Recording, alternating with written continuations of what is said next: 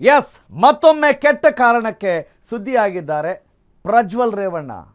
ಯಾರಿದು?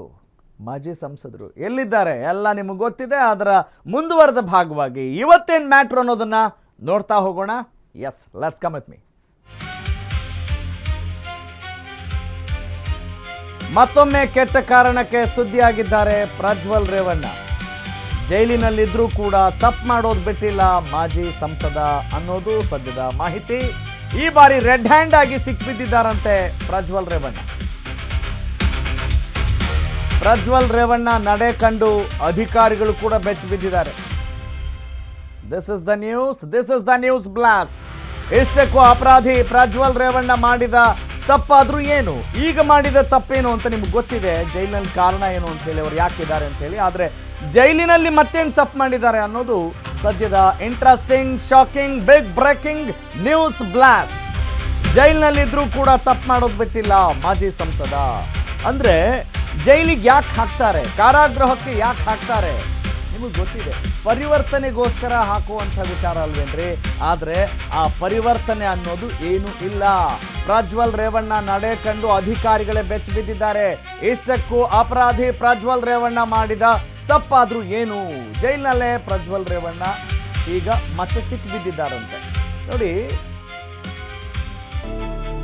ಆರೋಪಿ ಆಗ್ತಾರೆ, ಅಪರಾಧಿ ಆಗ್ತಾರೆ. ಅಪರಾಧಿ ಆದ ಮೇಲೆ ಜೈಲಿನಲ್ಲಿದ್ದಾಗ ಪರಿವರ್ತನೆ ಆಗಬೇಕು ಅನ್ನೋದು ಜೈಲಲ್ಲಿ ಶಿಕ್ಷೆ ಅಂತ ನಾವೇನು ಹೇಳ್ತೀವಿ. ಆ ಶಿಕ್ಷೆ ಬರೀ ಹಿಂಸೆ ಕೊಡೋಕ್ಕಲ್ಲ, ಮನಪರಿವರ್ತನೆ ಆಗಲಿ ಅಂತೇಳಿ. ಆದರೆ ಆ ಪರಿವರ್ತನೆ ಆಗದೆ ದುರ್ವರ್ತನೆ ತೋರ್ತಾ ಇದ್ದಾರೆ ಅಂತ ಹೇಳಿದ್ರೆ ಸಿ ದ ಸಿಸ್ಟಮ್. ಇದು ಒಬ್ಬ ವ್ಯಕ್ತಿಯನ್ನ ಮಾತ್ರ ನಾವು ದೂಷಣೆ ಮಾಡೋದಲ್ಲ ಇಲ್ಲಿ. ಅಂದ್ರೆ ವ್ಯವಸ್ಥೆ ಹೇಗಿದೆ, ಇಂಥ ಅನೇಕ ವಿಚಾರಗಳು ನಿಮಗೆ ಗೊತ್ತಿದೆ, ಅನೇಕ ಸಲ ಬೆಳಕಿಗೆ ಬಂದಿದ್ದಾವೆ. ಎಲ್ಲಿದ್ದಾರೆ ಪ್ರಜ್ವಲ್ ರೇವಣ್ಣ? ಹೌದು, ಪರಪ್ಪನ ಅಗ್ರಹಾರದಲ್ಲಿದ್ದಾರೆ. ಆದರೆ ಈಗ ಯಾವ ಕಾರಣಕ್ಕೆ ಸಿಕ್ಕಿಬಿದ್ದಿದ್ದಾರೆ ಅನ್ನೋದು ಇಂಟ್ರೆಸ್ಟಿಂಗ್ ಅನ್ನೋದಕ್ಕಿಂತ ಹೆಚ್ಚಾಗಿ ಬಹಳ ಶಾಕಿಂಗ್ ಅಂತ ಅನ್ಸುತ್ತೆ. ಆಮೇಲೆ ಇಂತಹ ಶಾಕಿಂಗ್ ಅನೇಕ ಸಲ ಆದಾಗ ಅದನ್ನ ಶಾಕಿಂಗ್ ಅಂತ ಹೇಳೋಕೆ ಬರಲ್ಲ. ಇದೆಲ್ಲ ನಾರ್ಮಲೈಸ್ ಆಗ್ಬಿಟ್ಟಿದೆ. ಪ್ರಪಂಚ ಇರೋದೇ ಹೀಗೇನೋ, ಸಿಸ್ಟಮ್ ಇರೋದೇ ಹೀಗೇನೋ, ವ್ಯವಸ್ಥೆ ಇರೋದೇ ಹೀಗೇನೋ ಅಂತ ನಮ್ಮೆಲ್ಲರಿಗೂ ಕೂಡ ಅನ್ಸುತ್ತೆ. ಆದರೆ ಆ ವ್ಯವಸ್ಥೆ ಸರಿ ಮಾಡುವ ದೃಷ್ಟಿಕೋನದಲ್ಲಿ ನಾವು ಈ ಸುದ್ದಿಯನ್ನ ನೋಡ್ತಾ ಇದ್ದೀವಿ, ಈ ಸುದ್ದಿಯನ್ನ ಬಿತ್ತರಿಸ್ತಾ ಇದ್ದೀವಿ. Yes, that is the news blast.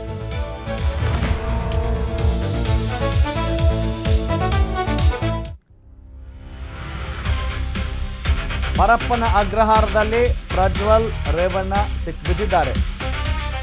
ಅಪರಾಧಿ ಪ್ರಜ್ವಲ್ ರೇವಣ್ಣ ಬ್ಯಾರಕ್ನಲ್ಲಿ ಫೋನ್ ಪತ್ತೆಯಾಗಿದೆ ರೀ. This is the news blast. ಬಟ್ಟೆಯೊಳಗೆ ಮೊಬೈಲ್ ಬಚ್ಚಿಟ್ಟಿದ್ದಂತೆ ಪ್ರಜ್ವಲ್ ರೇವಣ್ಣ. ನೋಡಿ, ಅವ್ರ ಮೇಲೆ ಗೌರವ ಕೂಡ ಮೊದಲೇ ಹೋಗಿರುತ್ತೆ, ಮತ್ತಷ್ಟು ಗೌರವವನ್ನು ಕಳೆದುಕೊಳ್ತಾ ಇದ್ದಾರೆ. ಪರಪ್ಪನ ಅಗ್ರಹಾರದಲ್ಲಿ ದಿಢೀರ್ ಶೋಧ ನಡೆಸಲಾಗಿದೆ ಸಿಸಿಬಿ ಟೀಮ್ನಿಂದ. ಸಜಾ ಕೈದಿಯಾಗಿರುವ ಪ್ರಜ್ವಲ್ ಬ್ಯಾರಕ್ನಲ್ಲಿ ಫೋನ್ ಪತ್ತೆಯಾಗಿದೆ. ದಾಳಿ ವೇಳೆ ಒಂದು ಮೊಬೈಲ್ ಕೂಡ ಜಪ್ತಿಯಾಗಿದೆ ಸಿಸಿಬಿ ಕಡೆಯಿಂದ. ಪರಪ್ಪನ ಅಗ್ರಹಾರದಲ್ಲಿ ಪ್ರಜ್ವಲ್ ರೇವಣ್ಣ ಸಿಕ್ಕಿಬಿದ್ದಿದ್ದಾರೆ. ನೋಡಿ, ಸಮಾಜದಲ್ಲಿ ದಿನನಿತ್ಯದ ಜೀವನದಲ್ಲಿ ಅಪರಾಧಿಗಳಾದಾಗ, ಸಿಕ್ಕಿಬಿದ್ದಾಗ ಅವರನ್ನ ಜೈಲಿಗೆ ಹಾಕಲಾಗುತ್ತೆ ಅಲ್ವಾ. ಅದು ನಮ್ಮ ವ್ಯವಸ್ಥೆ. ಕಾನೂನಿನ ಅಡಿಯಲ್ಲಿ ಅವ್ರಿಗೇನು ಶಿಕ್ಷೆ ಪ್ರಕಟ ಆಗಬೇಕು, ಶಿಕ್ಷೆ ಪ್ರಕಟ ಆಗುತ್ತೆ. ಆದರೆ ಅಲ್ಲಿ ಹೋದ ಮೇಲೂ ಕೂಡ ಮತ್ತೆ ತಪ್ಪನ್ನು ಮಾಡುವ ಪ್ರವೃತ್ತಿ ಬೆಳೆಸ್ಕೊಳ್ತಾರೆ ಅಂತ ಹೇಳಿದರೆ ಇಲ್ಲಿ ಅವರ ಮನಸ್ಥಿತಿ ಕೂಡ ಕಾರಣ ಮತ್ತು ನಮ್ಮ ವ್ಯವಸ್ಥೆಯ ಪರಿಸ್ಥಿತಿ ಕೂಡ ಕಾರಣ. ಪರಪ್ಪನ ಅಗ್ರಹಾರ ಠಾಣೆಯಲ್ಲಿ ಪ್ರಕರಣ ದಾಖಲಿಸಲು ಸಿಸಿಬಿ ಈಗ ಸಿದ್ಧತೆಯನ್ನ ಮಾಡಿಕೊಂಡಿದೆ. ಜೈಲು ನಿಯಮಗಳ ಉಲ್ಲಂಘನೆ ಸೇರಿದಂತೆ ಇನ್ನಿತರ ಕಲಂಗಳ ಅಡಿಯಲ್ಲಿ ಎಫ್ಐಆರ್ ದಾಖಲಾಗುತ್ತೆ. ಕೊಲೆ ಆರೋಪಿ ನಟ ದರ್ಶನ್ ಸೇರಿದಂತೆ ಹಲವರ ಸೆಲ್ ಕೂಡ ಪರಿಶೀಲನೆ ಮಾಡಲಾಗುತ್ತೆ. ಮೊಬೈಲ್ ಸೇರಿದಂತೆ ಯಾವುದೇ ವಸ್ತು ಸಿಗಲಿಲ್ಲ ಅಂತ ಸಿಸಿಬಿ ಈಗ ವರದಿ ಕೊಟ್ಟಿದೆ. ಆದರೆ ನಟ ದರ್ಶನ್ ಬ್ಯಾರಕ್ನಲ್ಲಿ ಯಾವುದೇ ಮೊಬೈಲ್ ಸಿಕ್ಕಿಲ್ಲ. ಅತ್ಯಾಚಾರ ಪ್ರಕರಣದ ಸಜಾ ಕೈದಿಯಾಗಿರುವಂತಹ ಪ್ರಜ್ವಲ್ ರೇವಣ್ಣ ಬಟ್ಟೆಯಲ್ಲಿ ಮುಚ್ಚಿಟ್ಕೊಂಡಿದ್ರು ಏನನ್ನ? ಮೊಬೈಲ್ನ. ಪ್ರಜ್ವಲ್ ರೇವಣ್ಣ ಬಳಿ ಆಂಡ್ರಾಯ್ಡ್ ಫೋನ್ ಹೇಗೆ ಬಂತು, ಸ್ಮಾರ್ಟ್ ಫೋನ್ ಹೇಗೆ ಬಂತು, ಎಷ್ಟು ದಿನಗಳಿಂದ ಮೊಬೈಲ್ನ ಬಳಕೆ ಮಾಡ್ತಾ ಇದ್ರು ಪ್ರಜ್ವಲ್ ರೇವಣ್ಣ, ಪ್ರಜ್ವಲ್ ರೇವಣ್ಣಗೆ ಮೊಬೈಲ್ ತಂದು ಕೊಟ್ಟವರಾದ್ರೂ ಯಾರು? ನೋಡಿ, ಹಲವು ಪ್ರಶ್ನೆಗಳು ಈಗ ಗರಿಗೆದರ್ತಾ ಇದ್ದಾರೆ. ಅಂದ್ರೆ ನಾವು ಯಾವುದನ್ನು ನಂಬಬೇಕು, ಯಾವುದನ್ನು ಬಿಡಬೇಕು? ಅಂದ್ರೆ ಅಪರಾಧಿಗೆ ಶಿಕ್ಷೆ ಆಗುತ್ತೆ ಅಂತ ಹೇಳಿ, ನ್ಯಾಯ ಸಿಗುತ್ತೆ ಅಂತ ಹೇಳಿ ಸಂತ್ರಸ್ತರು ಇರುವಾಗ ಅಲ್ಲೂ ಕೂಡ ಇವರು ಆರಾಮಾಗಿ ಅದೇ ಮನಸ್ಥಿತಿಯಲ್ಲಿ ಇರ್ತಾರೆ ಅಂತ ಹೇಳಿದ್ರೆ what is the use of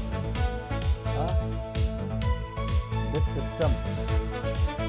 okay, ನನ್ನ ಕಲೀಗ್, ನಮ್ಮ ಕೋರ್ಟ್ ಕರೆಸ್ಪಾಂಡೆಂಟ್ ಅರುಣ್ ಈ ಬಗ್ಗೆ ಮತ್ತಷ್ಟು ಅಪ್ಡೇಟ್ ನೀಡ್ತಾರೆ.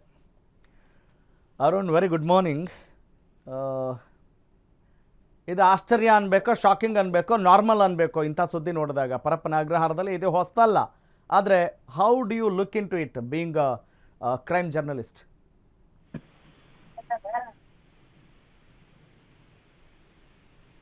S Arun, am I audible? ನನ್ನ ಧ್ವನಿ ಕೇಳಿಸ್ತಾ ಇದೆಯಾ? ಓಕೆ, ಫೋನ್ ಡಿಸ್ಕನೆಕ್ಟ್ ಆಗಿದೆ, ಮತ್ತೆ ಅವರನ್ನು ಸಂಪರ್ಕ ಮಾಡೋಣ. ನೋಡಿ, ಇದು ಎಲ್ಲರೂ ಯೋಚನೆ ಮಾಡಬೇಕಾದಂಥ ಒಂದು ಸುದ್ದಿ ಅಂತ ನಾನು ಭಾವಿಸ್ತೀನಿ. ಯಾಕೆ? ಸಮಾಜ ಅಂತ ಹೇಳಿದರೆ ನಾವೆಲ್ಲರೂ ಇದ್ದೀವಲ್ವೇನ್ರಿ? ಅಂದರೆ ಯಾರ ಭಯ ಆದರೂ ಇರಬೇಕಲ್ಲ.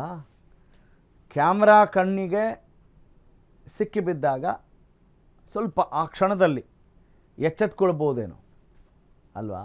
CCB ಟೀಮ್ ದಾಳಿ ಮಾಡಿದೆ. ದಾಳಿ ಮಾಡಿದಾಗ ಇಂಥದ್ದು ಸಿಕ್ಕಿದೆ. ಇನ್ನು ಪ್ರತಿದಿನ ದಾಳಿ ಮಾಡ್ತಾರಾ? ಇಲ್ಲ. ಅಂದರೆ ಜೈಲಿನಲ್ಲಿ ಎಂಥ ವ್ಯವಸ್ಥೆ ಇದೆ? ಈ ಮುಂಚೆ ಡಿ ರೂಪಾ ಅವರು ಕೂಡ ಇಲ್ಲಿ ಯಾವ ರೀತಿ ಅಕ್ರಮ ಎಸಗಲಾಗುತ್ತೆ, ಯಾವ ರೀತಿ ಇಲ್ಲಿ ಕೈದಿಗಳಿಗೆ ಸ್ವೇಚ್ಛೆಯಾಗಿ ಬದುಕಲಿಕ್ಕೆ ಅವಕಾಶ ಆಗುತ್ತೆ ಅನ್ನೋದ್ರ ಬಗ್ಗೆ ಗಮನಕ್ಕೆ ತಂದಿದ್ರು ಅಲ್ವೇ? ತದನಂತರ ಏನೆಲ್ಲ ಬೆಳವಣಿಗೆಗಳಾದವು ಅನ್ನೋದು ನಿಮಗೆ ಗೊತ್ತಿದೆ. ಯಾರೇ ಇರಲಿ ರೀ, ಅಲ್ಲಿ ಇರುವಂಥವ್ರು ಸ್ವಲ್ಪ ದುಡ್ಡಿರೋರು, ಹೈ ಪ್ರೊಫೈಲ್ ಇದ್ದಾರೆ, VIP ಗಳಿದ್ದಾರೆ ಅಂತ ಹೇಳಿದಾಗ ಈಗ ಯಾವ VIP ರೀ ಅವರು ಅಲ್ವಾ?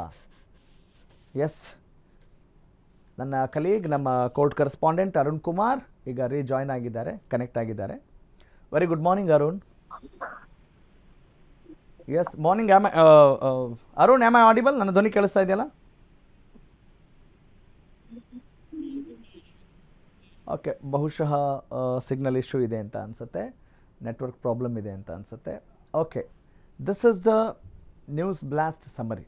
ನೋಡಿ, CCB ದಾಳಿ ಮಾಡುತ್ತೆ. ಆ ದಾಳಿ ಮಾಡಿದಾಗ ಪ್ರಜ್ವಲ್ ರೇವಣ್ಣ ಅವರ ಬ್ಯಾರಕ್ನಲ್ಲಿ, ಅವರಿದ್ದಂಥ ಸೆಲ್ನಲ್ಲಿ ಮೊಬೈಲ್ ಸಿಗುತ್ತೆ.